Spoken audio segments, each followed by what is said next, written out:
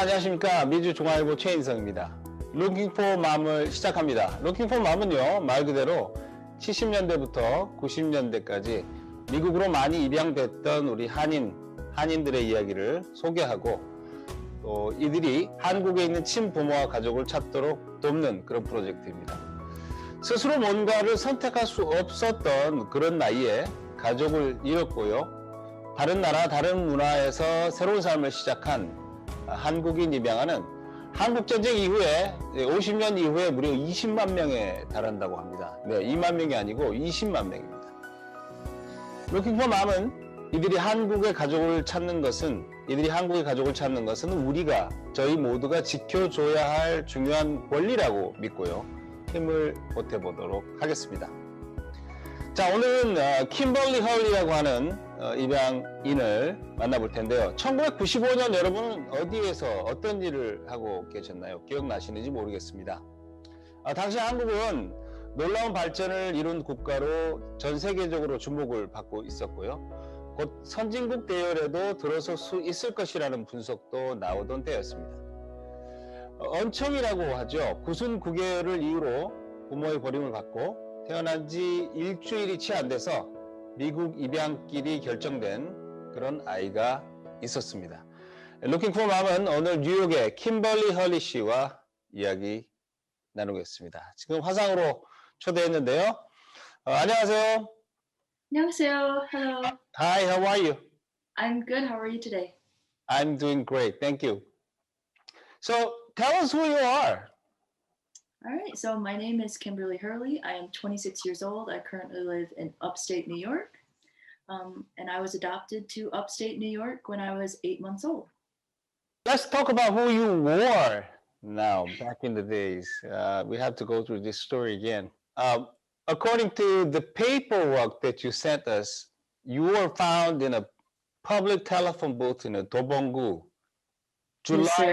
July of 94. Is that right? Yes, that is me. What happened? What happened after the phone booth? So after the phone booth, I was taken to a hospital. I believe it was Seoul City Children's Hospital. They checked me out, made sure I was okay. I guess I was a very tiny baby. I had a note with me that stated my birthday. We're not sure if that note was from my biological mother or my biological father or a relative, but that's about it. After that, I spent about half a month, so 2 weeks in the hospital, and then I was taken to Social Welfare Societies, SWS. I see. I'm looking at your record here. I think this was made by the hospital, I believe. And it tells us all your health situation that you were experiencing. Yes. And also this tiny little picture that you were taken 26 years ago. Yeah. Were you able to contact all these people in there, the doctors and nurses and the guardians who examined you and actually were able to make this document back then? I will say I've never, there's been a language barrier. I am very much so a very elementary level Korean speaker. And I never really thought to pursue them because I'm not sure, I wasn't sure if the Seoul Children's Hospital is still intact where it was at the time. I have done some research recently on some of the local hospitals that may be within driving distance of Dobong-gu. I see. And things like that. I did reach out to a couple hospitals, but I have not heard anything back. I also, there's some phone numbers, but I do not have an international calling line, so I haven't been able to call and try to reach out. What did they tell you about you and the situation, the circumstances around you from the foster home? So basically what was always told to me and my family is that they wanted me to be an international adoption due to the fact that I was born with a cleft lip and palate. We were told that they believed I would be better suited to go internationally in order to receive the treatment that would be best for me. I see. According to the record, you went through the Hanso Byungwon. Well, I think that was the clinic that did the physical examination. And also there's a name of Jo Sunok and Hwang In-suk. I think that those are nurses or the medical clinic officers who actually endorsed this paperwork. Other than the cleft and palate, you were just a fine little baby and happy baby, right? Evidently. I mean, I think that all young babies are fussy, and especially a young baby when you think about studies done on infants. So when you think about the fact that I was with my biological mother technically for, you know, assumingly the full 9 months, and then suddenly to not be with that same person, that same voice, that same feeling. So there were some times in the paperwork where they said that I appeared to be a little bit sad, and they were worried about me seeing a little bit down, so they took me to get checked out at the doctors. But otherwise, I just seemed like a normal baby. I didn't really let the cleft lip and palate bother me that much, and that kind of continued when I came to the States, because I did not receive my first surgeries until I was in the United States. I didn't really let it stop me. Definitely didn't let it stop me from eating. So The name Kim Jina was not really named by your actual birth mother and father or whoever in your family. Who named you Kim Jina and why? And what's the meaning of the name, as far as you know? so I was told that I was named Kim Jinna at the hospital. So I was told that I was named by the nurse at the hospital. I believe the name is like true, graceful, something like that with in Hanja. I was provided with that Hanja and the Hangul when I came to America. So we had the background. I see. I'm not sure if you could remember this note that we found in the phone booth right next to you. It says July of 2000, I'm sorry, July of 94. Is it July 17 or 15? 14th. July 14, 94. It says, 죄송합니다. 상황이 허락하지 않아 몹쓸 짓을 합니다. That's what it says. In English? In English, I was told that it meant, obviously the birthday, and then I was told it meant that they were sorry for doing such a horrible thing. And they couldn't care for me.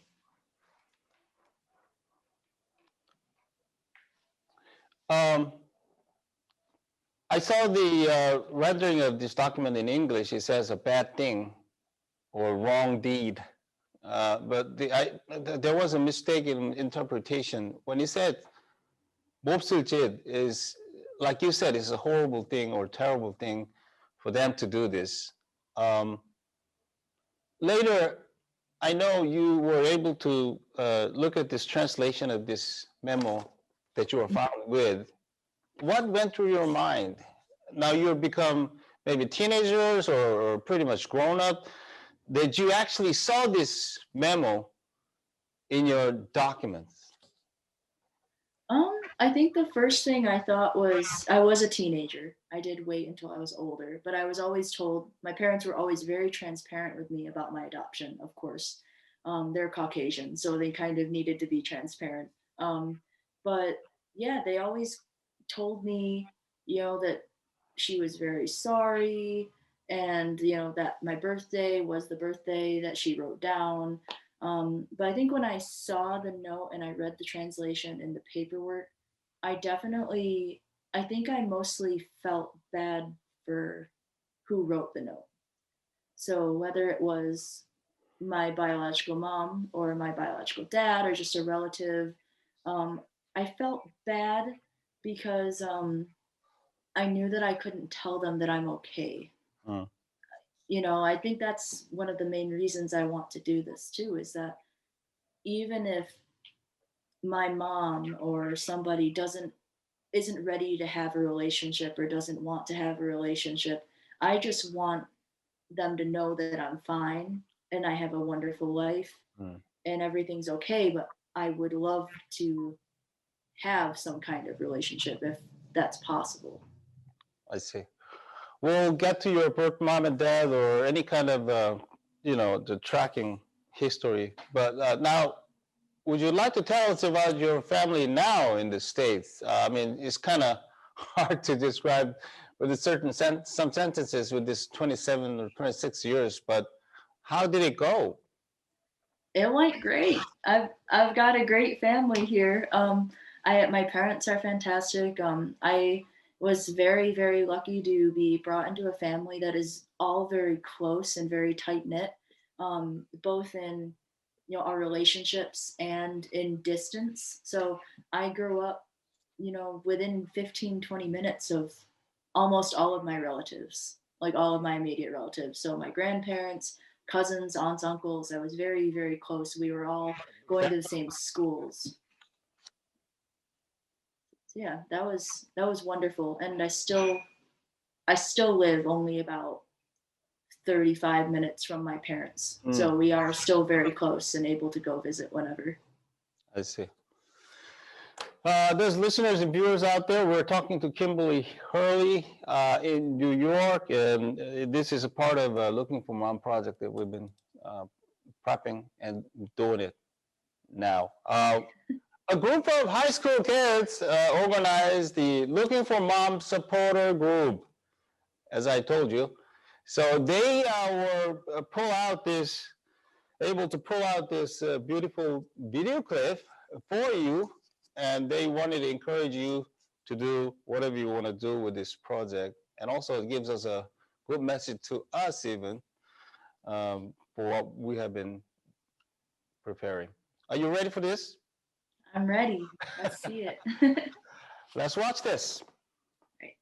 Hi, my name is Marla Borromeo, and this video is dedicated to Kimberly Hurley. Now, I'm sure you've heard of the movie Ratatouille because, let's face it, who hasn't? Unless you've been living in the real world. The reason why we chose Ratatouille is because its emphasis on family values. I hope this piece brings a smile to your face and encourages you to persevere. Enjoy.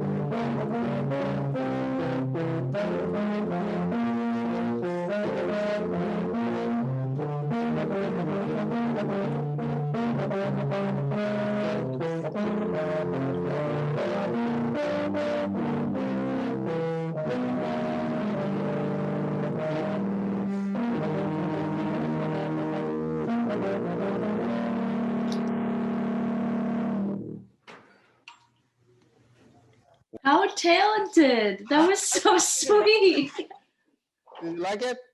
I loved that. That was so nice. Thank you so much, Joel. That was so cute. I need to tell this. These guys are from Kennedy High School in Southern California. They're all 11th grade. Some of them are working they're working for the marching band. Their names are Marlo Borromeo, Rafael Federico, Victor Solajano. Oh, well, thank you very much to all of you. 감사합니다. Thank you. Oh, That's yeah. beautiful. And those are all tuba, but the bottom left is a euphonium, as I understand. I know you're a musician too, right? Yes, I am. I never played brass, but so that was fun. I liked that a lot. I think they spent like several weeks to pull this.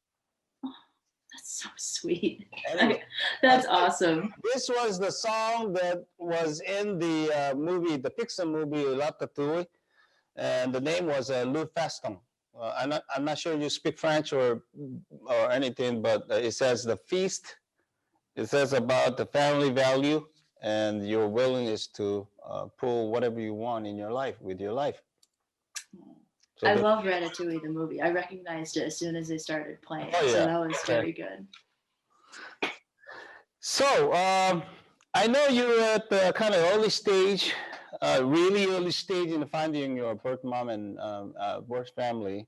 What have you done so far? I know you went through a blood test and all kind of things, but did it work?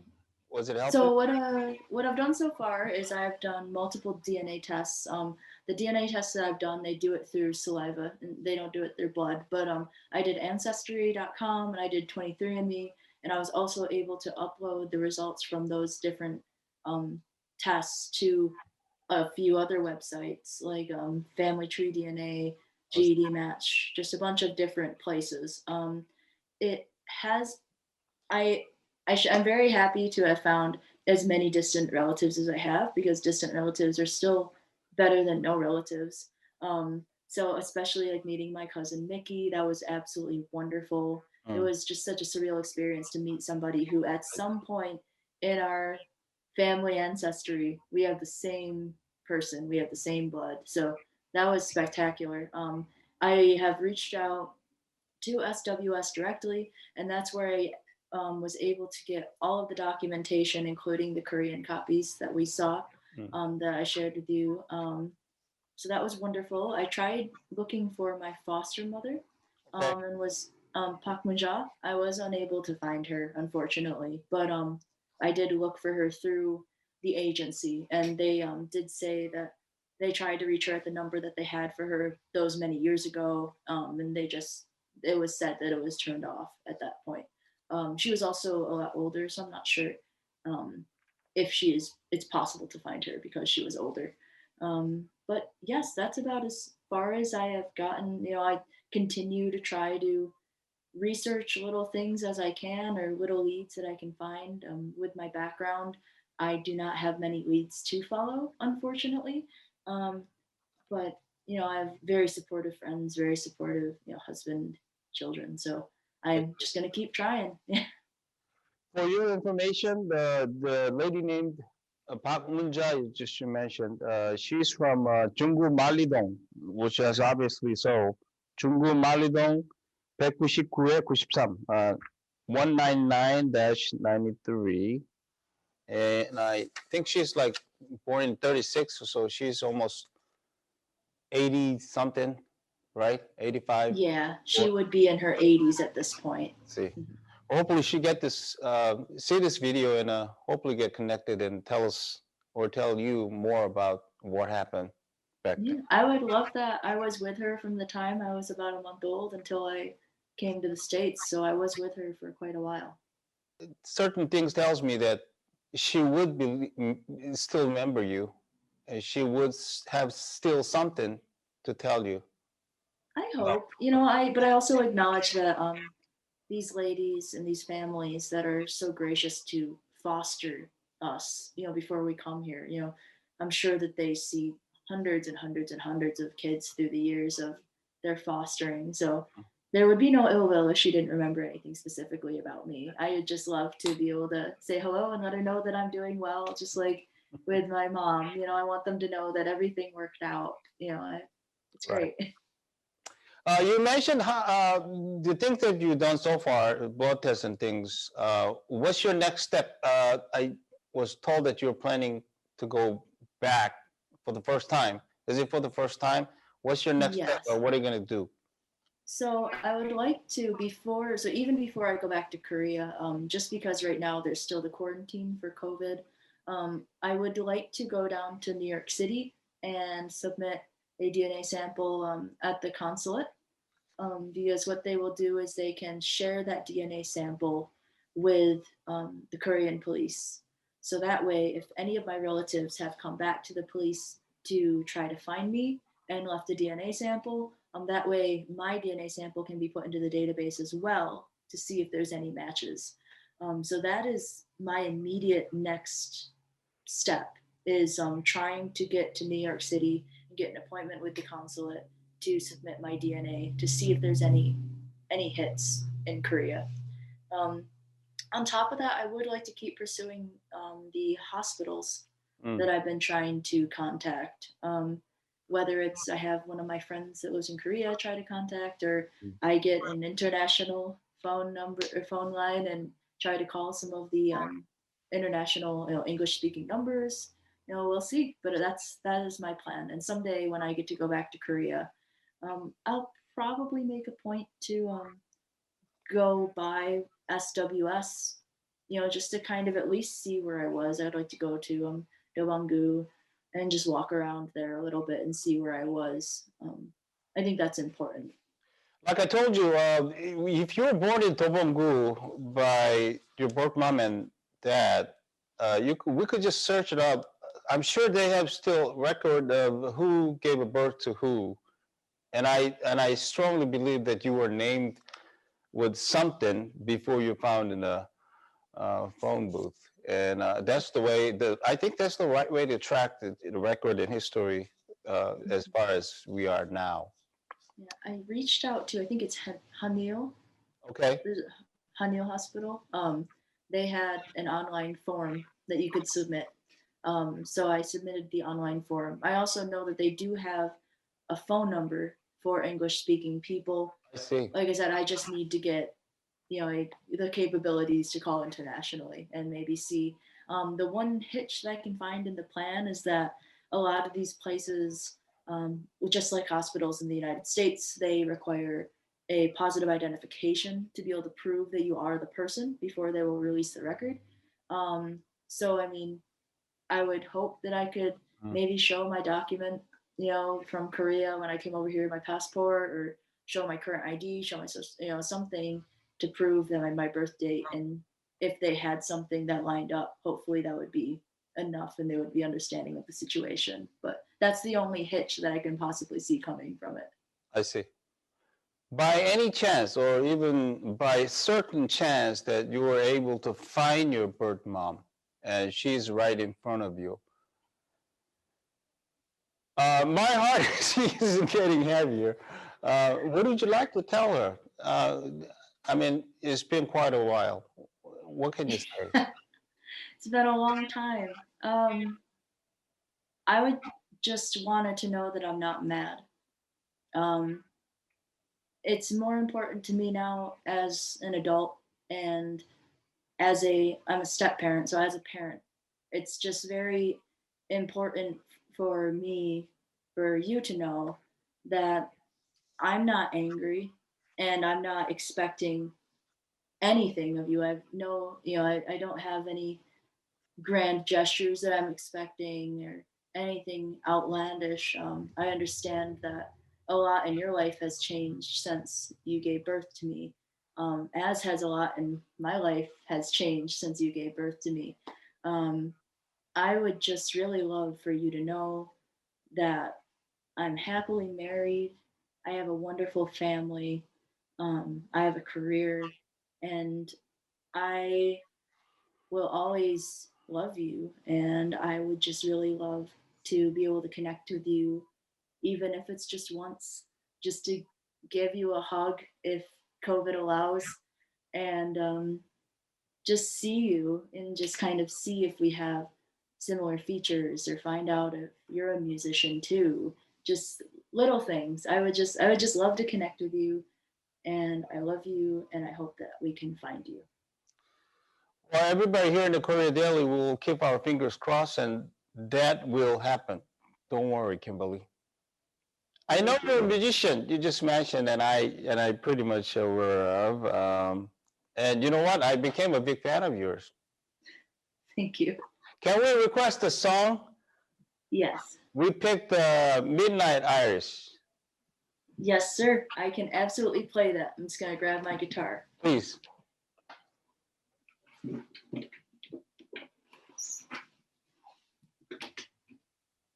All right, I'll give you guys the chorus. Here's a song by Kimberly Hurley, Midnight Irish.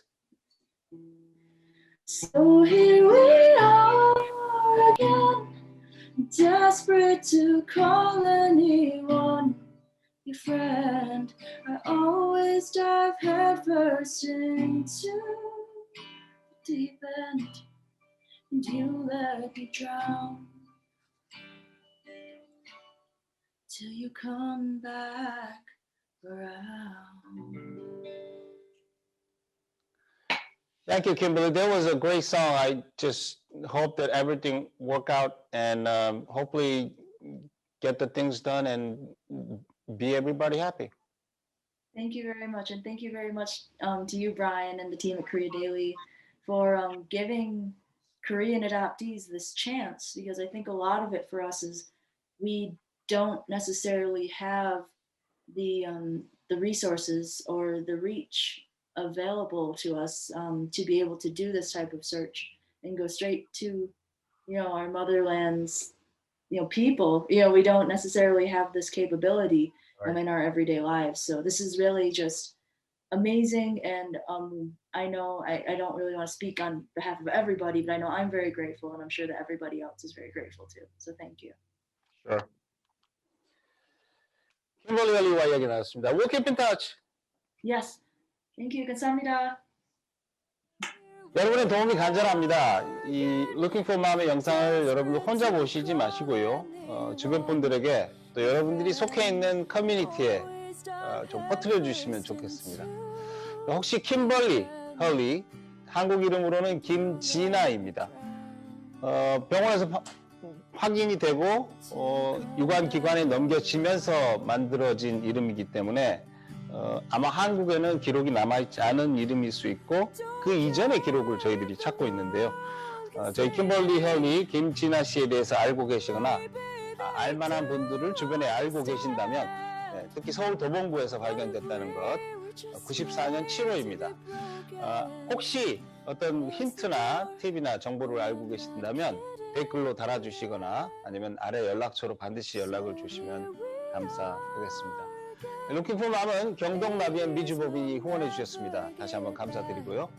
지금까지 진행해 미주중앙일보 최인성이었습니다. 저희는 다음 인터뷰에서 여러분들 다시 만나겠습니다. 여러분 고맙습니다.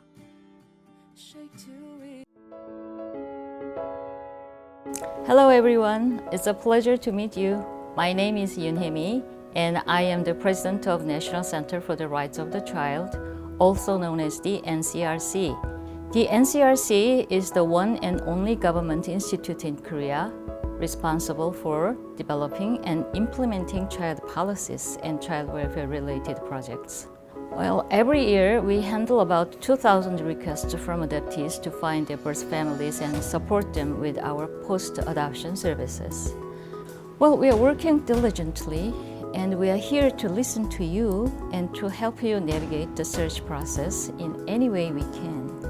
We are working to enhance the adoption information disclosure system as well as the laws and system in Korea so that adoptees wishing to reunite with their birth families can access necessary information with ease. We will also expand the DNA test program to help more adoptees with little records about their birth parents successfully reconnect with their birth families. We are always here to help you find your family. We want your search to be successful. We are working closely with the government and the other agencies and are supporting network building for the adoptee communities. The NCRC and Korean government will continue to listen to you and aid your journey to reconnect with your birth family. Thank you. 감사합니다.